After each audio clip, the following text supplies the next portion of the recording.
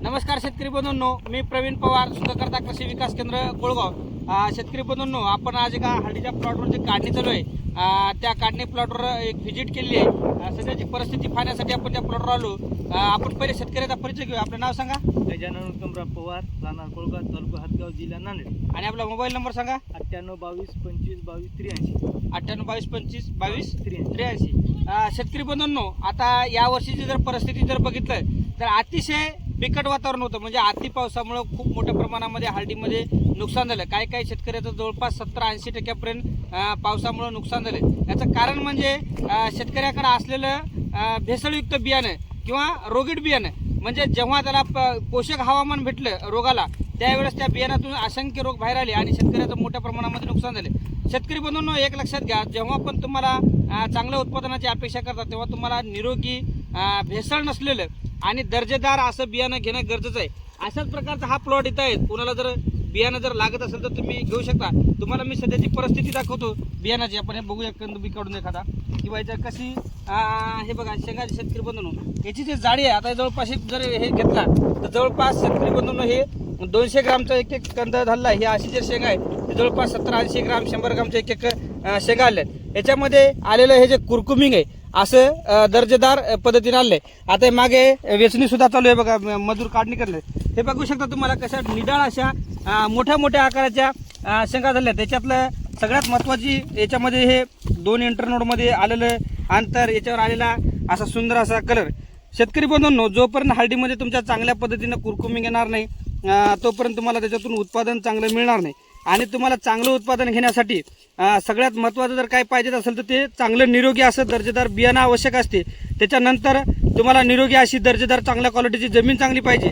त्याच्यानंतर वातावरण सपोर्ट करावं लागते। चौथी जी बाजू असते आपली ते म्हणजे नियोजन। आपण वातावरण तर मॅनेज करू शकत नाही, पण त्या पद्धतीने जर नियोजन केलं तर आपल्याला चांगल्या पद्धतीने उत्पादन घेण्यास मदत होते। इकडं काढणीचा ढग आहे, त्याच्यावर पण आपण बघूया कशी परिस्थिती आहे ती। हे बघा, एकदम व्यवस्थितमध्ये सगळं रिअलमध्ये सुखकर्ता नेहमी प्रत्येक गोष्ट प्रॅक्टिकलमध्ये रिअलमध्ये दाखवत असतो। कारण जे पण गोष्टी असतात आपण जे वर्षभर याच्यामध्ये मेहनत घेतलेली आहे त्याच्या शेतकऱ्याची हे बघा कशा सुदृढ एका जागी सरळ 100 1 किलोच्या आसपास 1.5 किलो 2 किलो कंदावर माल आपल्याला रिअलमध्ये पाहायला भेटत आहे बघा। आणि एकदम दर्जेदार कुठल्या प्रकारचा रोगराई वगैरे नसलेल्या लालबुंद अशा प्रकारच्या शेंगा इथं आपल्याला पाहायला मिळतील बघा। खूप असं सुंदर कुरकुमिंग सुद्धा याच्यामध्ये आलेलं आहे। ज्या पण शेतकऱ्याला बियाणं पाहिजेत असेल चांगलं निरोगी दर्जेदार, ज्याला पुढच्या वर्षी चांगलं उत्पादन घेण्याची इच्छा असेल, त्यांनी या प्लॉटला भेट देऊन आपण निरोगी असं बियाणं घेऊ शकतो। हे बघा, पूर्ण जरी तुम्ही बियाणं बघितलं तर एकदम मोठ्या शेंगा आणि भेसळ नसलेलं, रोग नसलेलं, दर्जेदार अशा मोठ्या मोठ्या शेंगाचं बियाणं आहे बघा। हे बघा, आपण पण एकदा शेतकऱ्याचा परिचय घेऊया, त्यांच्याकडून आपल्याला जे बियाणं पाहिजे। आपलं नाव सांगा। गजानन उत्तमराव पवार, राहणार कोळगाव, तालुका हदगाव, जिल्हा नांदेड। आणि मोबाईल नंबर सांगा। 98 22 25 22 83। 98 22 25 22 83। ज्या शेतकऱ्याला चांगलं निरोगी असं ठसठशीत दर्जेदार बियाणं पाहिजे असेल त्यांनी शेतकऱ्याला संपर्क करा आणि पहिले निरोगी बियाणं निवडा। त्याच्यानंतर योग्य माती निवडा, म्हणजे जमीन चांगली निवडा आणि योग्य पद्धतीनं नियोजन करा।